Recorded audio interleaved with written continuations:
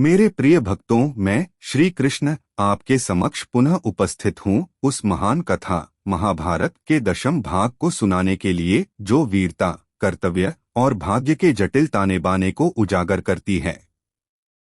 मेरे हृदय में आपके प्रति अपार प्रेम और करुणा के साथ मैं इस कथा को वहां से प्रारंभ करता हूं जहां गुरु द्रोणाचार्य के पतन के पश्चात कर्ण ने कौरव सेना का नेतृत्व संभाला और कुरुक्षेत्र की पवित्र भूमि एक और महान योद्धा के बलिदान की साक्षी बनने को तैयार थी।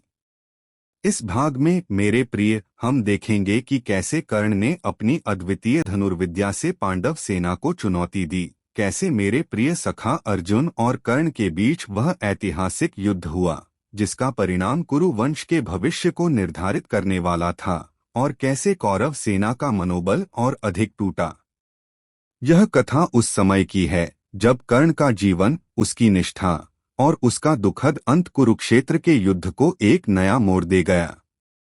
आइए इस कथा को और आगे बढ़ाएं, जहां कुरुक्षेत्र की भूमि रक्त और बलिदान से और अधिक रंगी गई। द्रोणाचार्य की मृत्यु के पश्चात कौरव सेना का मनोबल डगमगा चुका था। दुर्योधन, जो अपनी सेना के प्रमुख योद्धाओं भीष्म और द्रोण को खो चुका था, अब अपनी अंतिम आशा कर्ण की ओर देख रहा था। कर्ण, जो सूतपुत्र कहलाए जाने के बावजूद अपनी धनुर्विद्या में अर्जुन का समकक्ष था, ने कौरव सेना का सेनापतित्व स्वीकार किया। मेरे प्रिय कर्ण का जीवन एक त्रासदी से कम नहीं था। वह कुंती का ज्येष्ठ पुत्र था, किंतु जन्म के समय त्याग दिए जाने के कारण उसे सूतपुत्र का अपमान सहना पड़ा। दुर्योधन ने उसे अंग देश का राजा बनाकर उसका सम्मान किया और कर्ण ने इस कृतज्ञता के बदले अपनी निष्ठा दुर्योधन को समर्पित कर दी। किंतु कर्ण को यह सत्य पता था कि वह पांडवों का भाई है। कुंती ने उसे यह बताया था और मैंने स्वयं उसे पांडवों के पक्ष में आने का आग्रह किया था। किंतु कर्ण, जो अपनी निष्ठा और सम्मान के लिए जाना जाता था, ने दुर्योधन का साथ नहीं छोड़ा। उसने मुझे वचन दिया कि वह अर्जुन के अतिरिक्त किसी अन्य पांडव को नहीं मारेगा, और इस प्रकार उसने अपने धर्म और कृतज्ञता के बीच संतुलन बनाने का प्रयास किया। युद्ध के 16वें दिन कर्ण ने कौरव सेना को पुनः संगठित किया और अपनी रणनीति के साथ पांडव सेना पर आक्रमण किया। 16वें दिन का युद्ध अत्यंत भयंकर था। कर्ण ने अपनी धनुर्विद्या का ऐसा प्रदर्शन किया कि पांडव सेना में हाहाकार मच गया। उसके तीरों ने धृष्टद्युम्न, सात्यकी और अन्य पांडव योद्धाओं को कठिनाई में डाल दिया। युधिष्ठिर, जो कर्ण की शक्ति से परिचित थे, ने अपनी सेना को सावधान रहने की सलाह दी। भीम ने अपनी गदा से कौरव सेना के कई योद्धाओं को परास्त किया और उसके पुत्र घटोत्कच ने अपनी राक्षसी शक्तियों से कौरव सेना को भयभीत कर दिया। कर्ण, जो दुर्योधन का सबसे बड़ा सहारा था, ने घटोत्कच पर विशेष ध्यान दिया। रात के समय जब घटोत्कच ने कौरव सेना पर मायावी हमले किए तो दुर्योधन ने कर्ण से उसे तुरंत रोकने का आग्रह किया। कर्ण के पास एक दैवीय शक्ति थी, वासव शक्ति, इंद्र का शक्तिशाली अस्त्र, जिसे वह केवल एक बार उपयोग कर सकता था। वह इस अस्त्र को अर्जुन के लिए बचाकर रखना चाहता था, किंतु दुर्योधन के दबाव और घटोत्कच की विनाशकारी शक्ति के सामने उसे यह अस्त्र उपयोग करना पड़ा। कर्ण ने वासव शक्ति से घटोत्कच का वध कर दिया और इस प्रकार पांडव सेना को एक बड़ा आघात लगा। किंतु मेरे प्रिय, मैं जानता था कि यह घटना अर्जुन के लिए एक वरदान थी, क्योंकि कर्ण अब उस शक्तिशाली अस्त्र से वंचित हो चुका था। घटोत्कच की मृत्यु ने भीम और पांडवों के हृदय को झकझोर दिया, किंतु मैंने उन्हें सांत्वना दी और कहा कि यह बलिदान युद्ध में उनकी विजय को सुनिश्चित करेगा। 16वें दिन के अंत तक कर्ण ने पांडव सेना को भारी क्षति पहुंचाई और दुर्योधन का मनोबल पुनः बढ़ गया। किंतु कौरव सेना के अन्य योद्धा जैसे कृपाचार्य और अश्वत्थामा यह देख रहे थे कि उनकी सेना की शक्ति धीरे धीरे क्षीण हो रही थी। 17वें दिन युद्ध का सबसे महत्वपूर्ण क्षण आया। कर्ण और अर्जुन के बीच वह ऐतिहासिक युद्ध हुआ जिसका इंतजार पूरे आर्यावर्त को था। मैं अर्जुन के सारथी के रूप में उनके रथ को युद्ध के मैदान में ले गया। कर्ण ने अपनी पूरी शक्ति के साथ अर्जुन पर आक्रमण किया। उसके तीरों की वर्षा ने अर्जुन को कठिनाई में डाल दिया और एक समय ऐसा आया जब कर्ण का पलड़ा भारी प्रतीत हुआ। किंतु मैंने श्री कृष्ण के रूप में अर्जुन को सदा प्रेरित किया और उनकी रक्षा की। मैंने उनके रथ को इस प्रकार चलाया कि कर्ण के तीर उन्हें नुकसान न पहुंचा सकें। युद्ध के दौरान कर्ण के रथ का पहिया कीचड़ में फंस गया। कर्ण ने रथ से उतरकर पहिया निकालने का प्रयास किया और उसने अर्जुन से युद्ध के नियमों का पालन करते हुए उसे समय देने की प्रार्थना की। मेरे प्रिय, यह वह क्षण था जब मैंने अर्जुन को याद दिलाया कि कर्ण ने अभिमन्यु के वध में युद्ध के नियमों का उल्लंघन किया था। मैंने अर्जुन से कहा, हे पार्थ, यह तुम्हारा कर्तव्य है कि तुम धर्म की स्थापना के लिए कर्ण का वध करो। अर्जुन, जो मेरे मार्गदर्शन पर पूर्ण विश्वास रखते थे, ने अपने गांडीव से एक शक्तिशाली तीर छोड़ा जो कर्ण के हृदय को भेद गया। कर्ण, जो एक महान योद्धा था, कुरुक्षेत्र की भूमि पर गिर पड़ा। उसकी मृत्यु ने कौरव सेना का मनोबल पूर्ण रूप से तोड़ दिया। दुर्योधन, जो कर्ण को अपनी सबसे बड़ी शक्ति मानता था, अब निराश और भयभीत हो गया।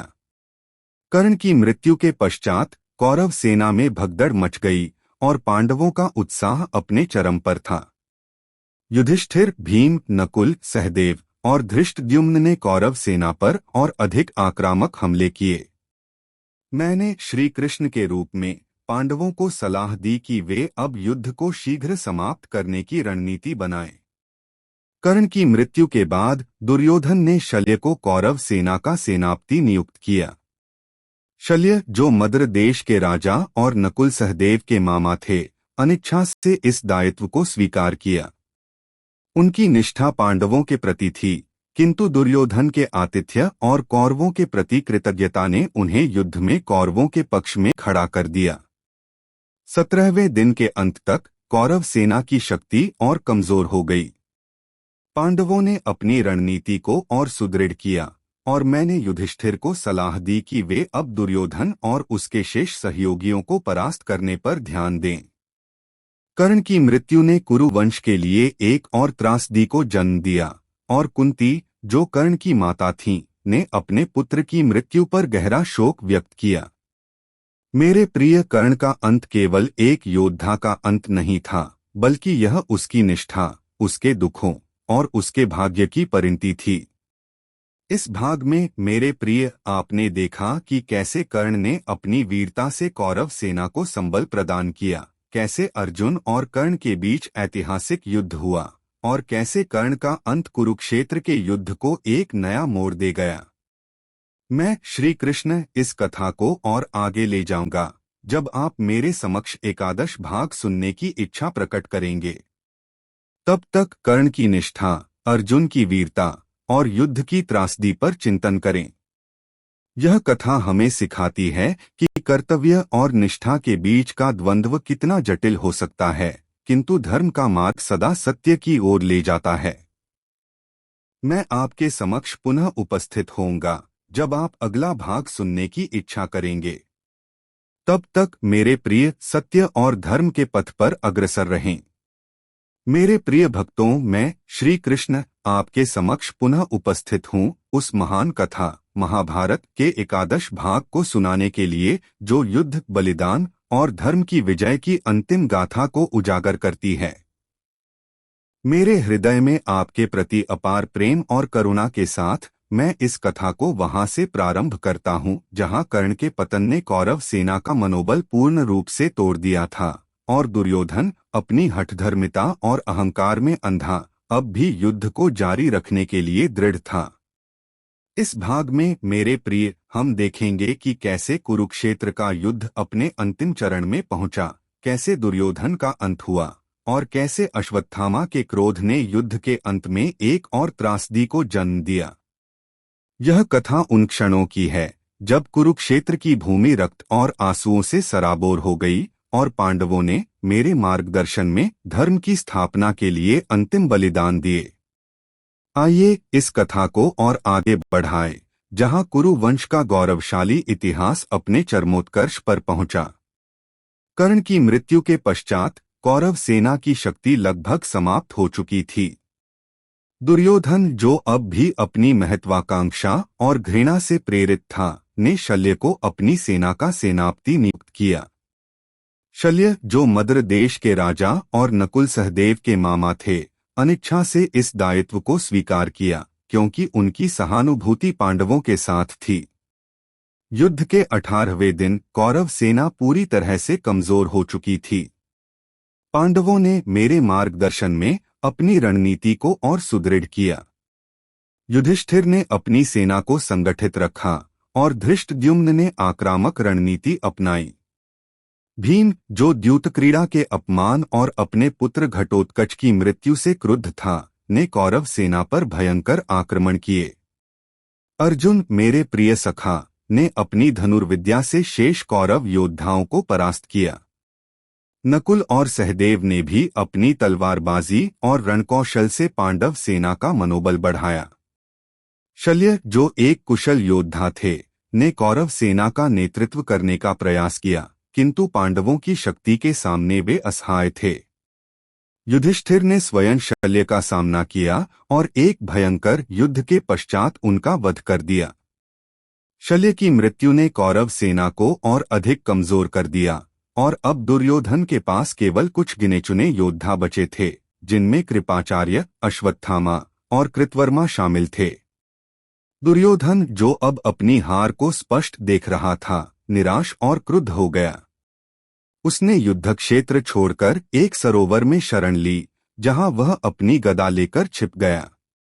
मेरे प्रिय दुर्योधन का यह कृत्य उसकी हठधर्मिता और हार से बचने की अंतिम कोशिश थी। पांडवों को मेरे मार्गदर्शन में दुर्योधन के ठिकाने का पता चला। युधिष्ठिर ने दुर्योधन को युद्ध के लिए ललकारा और उसे बाहर आने के लिए कहा। दुर्योधन, जो एक कुशल गदायोद्धा था, ने युधिष्ठिर की चुनौती स्वीकार की और यह प्रस्ताव रखा कि वह पांडवों में से किसी एक के साथ एकल गदा युद्ध लड़ेगा। यदि वह जीत गया तो कौरवों को राज्य मिलेगा और यदि वह हार गया तो पांडव विजयी होंगे। युधिष्ठिर ने यह चुनौती स्वीकार की और भीम, जो गदा युद्ध में दुर्योधन का समकक्ष था, ने दुर्योधन का सामना करने का निर्णय लिया।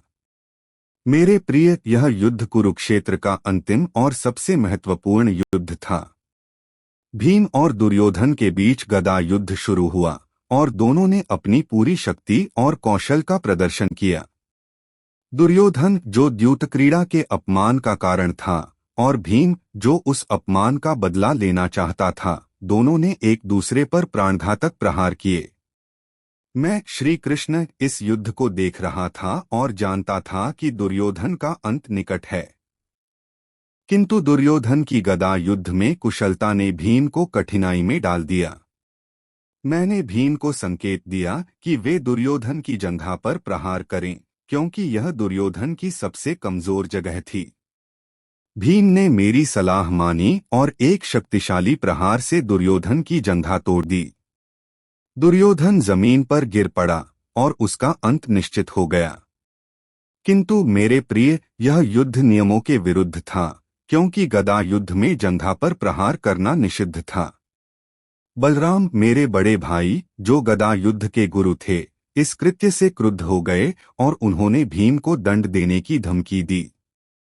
किंतु मैंने बलराम को समझाया कि यह युद्ध धर्म की स्थापना के लिए था और दुर्योधन के अधर्म ने उसे इस दंड का पात्र बनाया था।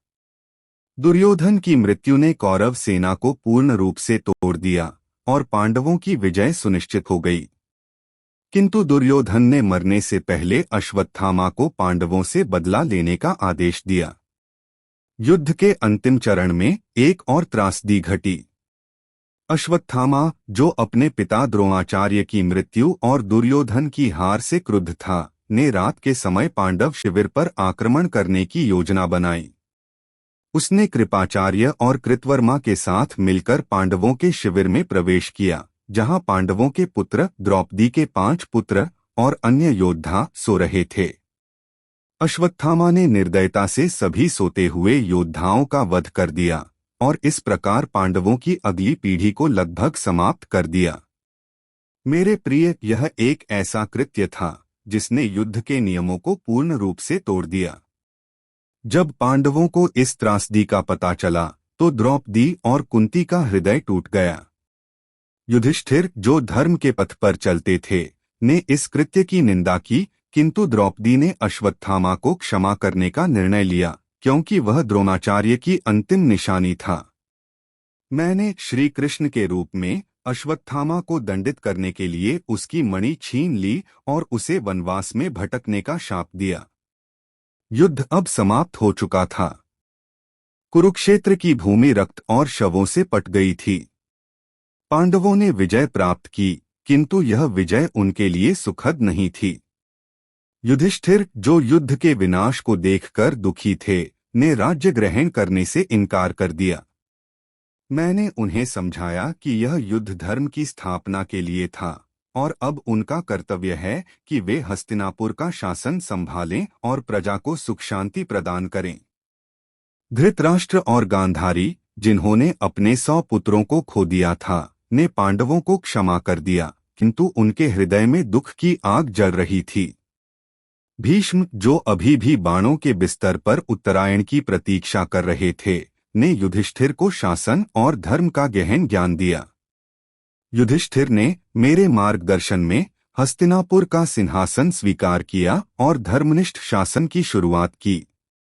द्रौपदी, जो युद्ध के दौरान पांडवों की शक्ति थी, ने भी प्रजा के कल्याण के लिए कार्य शुरू किया। इस भाग में मेरे प्रिय, आपने देखा कि कैसे कुरुक्षेत्र का युद्ध अपने अंतिम चरण में पहुंचा, कैसे दुर्योधन का अंत हुआ और कैसे अश्वत्थामा के क्रोध ने पांडवों की अगली पीढ़ी को नष्ट कर दिया। मैं श्री कृष्ण इस कथा को और आगे ले जाऊंगा जब आप मेरे समक्ष 12 भाग सुनने की इच्छा प्रकट करेंगे।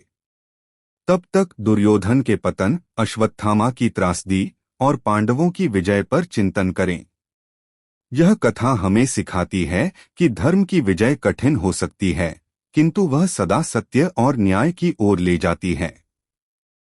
मैं आपके समक्ष पुनः उपस्थित होऊंगा जब आप अगला भाग सुनने की इच्छा करेंगे।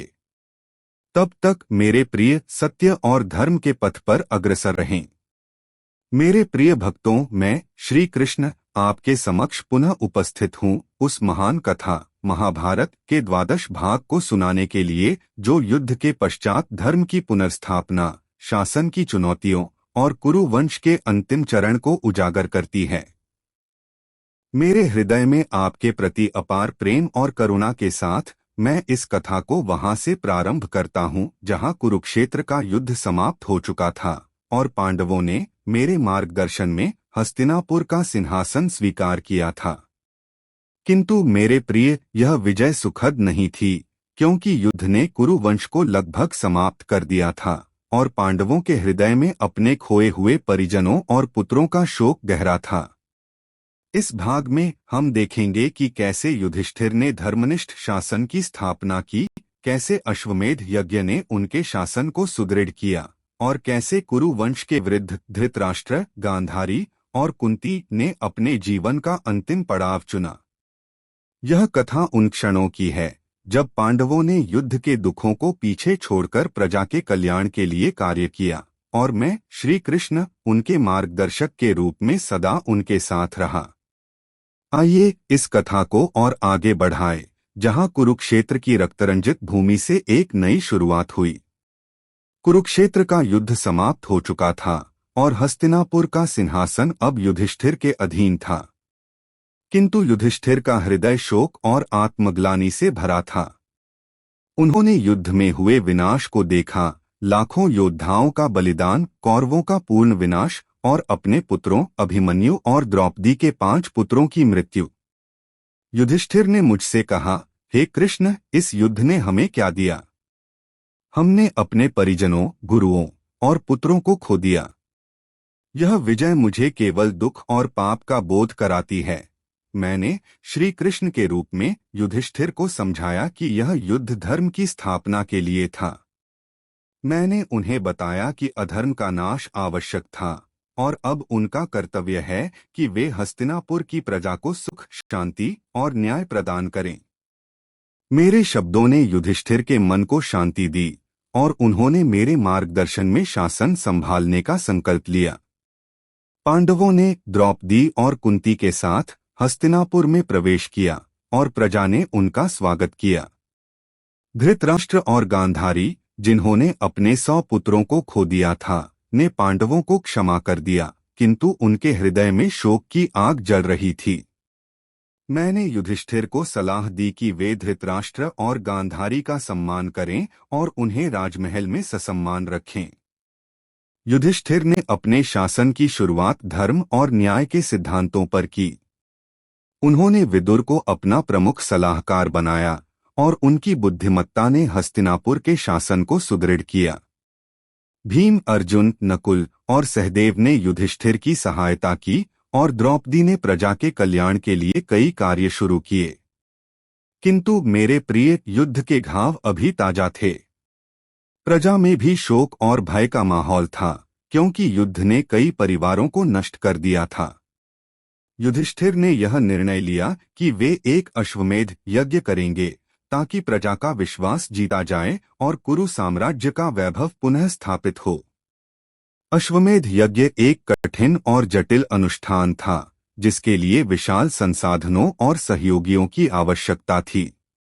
मैंने श्री कृष्ण के रूप में युधिष्ठिर को इस यज्ञ के लिए प्रेरित किया और उन्हें सलाह दी कि वे अपने सहयोगी राजाओं जैसे द्रुपद, विराट और अन्य से सहायता लें। अर्जुन को अश्वमेध के घोड़े की रक्षा का दायित्व सौंपा गया और वह इस घोड़े के साथ आर्यावर्त के विभिन्न राज्यों में गया ताकि कुरु साम्राज्य की सर्वोच्चता को स्थापित किया जा सके। अर्जुन ने मेरे मार्गदर्शन में अश्वमेध के घोड़े को कई राज्यों में ले जाकर वहां के राजाओं को युधिष्ठिर के अधीन आने के लिए आमंत्रित किया। अधिकांश राजा, जो पांडवों की वीरता और धर्मनिष्ठा से परिचित थे, ने युधिष्ठिर की सर्वोच्चता स्वीकार की। किंतु कुछ राजा, जैसे मणिपुर के राजा और अन्य, ने अर्जुन को चुनौती दी। अर्जुन ने अपनी धनुर्विद्या से इन सभी चुनौतियों का सामना किया और घोड़े की रक्षा की। इस दौरान अर्जुन की मुलाकात अपने पुत्र बभ्रुवाहन से हुई, जो उनकी पत्नी चित्रांगदा का पुत्र था। बभ्रुवाहन ने अपने पिता का सम्मान किया, किंतु एक युद्ध में अर्जुन को परास्त कर दिया। यह एक कठिन क्षण था, किंतु मैंने अर्जुन को सांत्वना दी और उन्हें उनके कर्तव्य की याद दिलाई। अंततः अश्वमेध का घोड़ा हस्तिनापुर लौट आया और यज्ञ का आयोजन भव्य रूप से किया गया। मेरे प्रिय, इस यज्ञ ने न केवल कुरु साम्राज्य की शक्ति को पुनर्स्थापित किया, बल्कि प्रजा में एकता और विश्वास का संचार भी किया। युधिष्ठिर ने यज्ञ के दौरान प्रजा को दान और भोजन वितरित किया और द्रौपदी ने इस कार्य में उनकी सहायता की। इधर धृतराष्ट्र और गांधारी, जो अपने पुत्रों के शोक में डूबे थे, ने यह निर्णय लिया कि वे अब राजमहल का वैभव छोड़कर वन में तपस्या करेंगे। कुंती, जो पांडवों की माता थीं, ने भी उनके साथ जाने का निर्णय लिया। यह पांडवों के लिए एक हृदय विदारक क्षण था, क्योंकि कुंती ने उनके जीवन में सदा मार्गदर्शन किया था।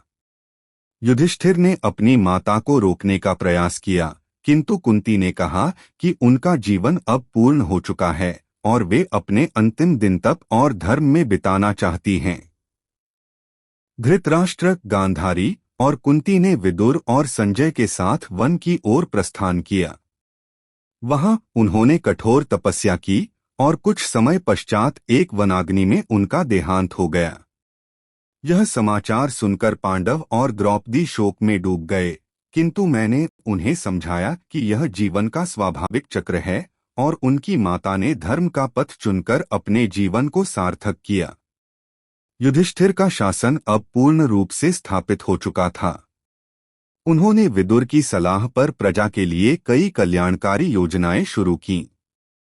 भीम ने साम्राज्य की सुरक्षा को सुदृढ़ किया और अर्जुन ने अपनी धनुर्विद्या से कुरु साम्राज्य की सीमाओं की रक्षा की।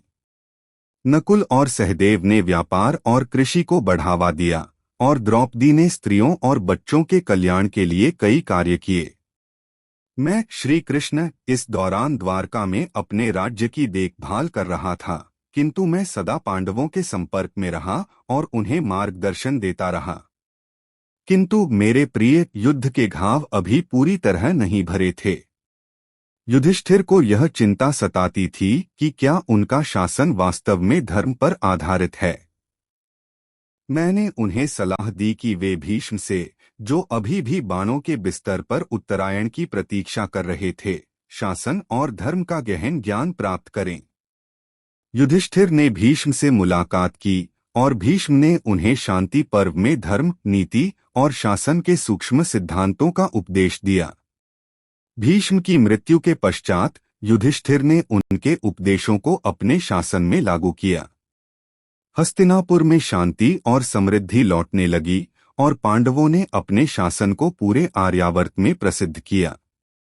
किंतु मेरे प्रिय, यह शांति केवल एक पड़ाव थी।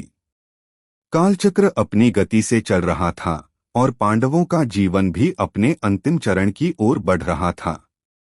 मैंने श्री कृष्ण के रूप में पांडवों को यह समझाया कि जीवन का हर क्षण एक नई सीख देता है और उन्हें अपने कर्तव्यों का पालन करते हुए अंत तक धर्म के पथ पर चलना होगा। इस भाग में मेरे प्रिय, आपने देखा कि कैसे पांडवों ने युद्ध के पश्चात हस्तिनापुर का शासन संभाला, कैसे अश्वमेध यज्ञ ने उनके शासन को सुदृढ़ किया और कैसे कुरु वंश के वृद्धों ने अपने जीवन का अंत चुना। मैं श्री कृष्ण इस कथा को और आगे ले जाऊंगा जब आप मेरे समक्ष त्रयोदश भाग सुनने की इच्छा प्रकट करेंगे। तब तक युधिष्ठिर के धर्मनिष्ठ शासन, द्रौपदी की करुणा और कुरु वंश के बलिदान पर चिंतन करें। यह कथा हमें सिखाती है कि धर्म का मार्ग कठिन हो सकता है, किंतु वह सदा सत्य और शांति की ओर ले जाता है।